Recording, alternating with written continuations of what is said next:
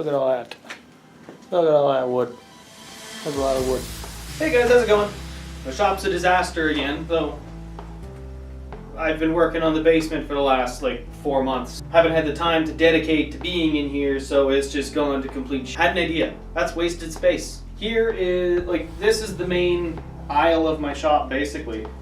So why am I using this area for storage? It's going to be used for storage anyway. But why am I using this for storage of items that I don't have to access when I could be using that space over there? So what I want to do instead, look at this. I don't need the cooler up here. I can use other things for that. I don't need the tent up here. I can use other space for that. These light fixtures that I don't even know if I'm going to install or not don't need to be right here. They can all be over there. And then this is the overarching thing that I want to do. I want to make my shop a lot better. So I want to insulate it. So I'm going to have to do it in phases. What I'm going to do is I'm going to pull all the fish away from here. I'm going to insulate. I'm going to put up OSB. I'm going to move a bunch of these shelves over to that corner because I don't need to access them every day. And then I'm going to put a bigger lumber rack here because look at all that wood.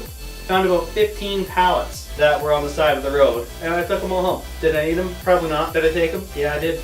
It is 9:45 p.m. so I'm not going to be able to make too much noise in here for too much longer, so I guess I should get started and stop just rambling. So like I said, I'm wanting to insulate my shop, but without renting a storage container for a couple weeks and moving out of my garage, I have to do this in sections. So I figured the southeast corner is as good a place to start as any to start clearing things out of my way. I don't know if I've mentioned these in a video yet, but these cookies I have been drying here are chunks of crabapple that I've had in storage for about 8 months at the time of filming. This is a tree that we had in our backyard and I was getting tired of all the apples falling and staining my concrete patio.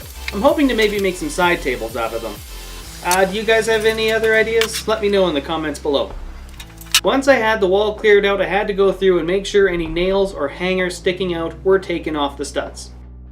Now to start on the insulation. For the bottom 14 inches or so of the wall, I've decided to go with styrofoam insulation. My reasoning behind this was that every spring, the south and west walls of my garage flood.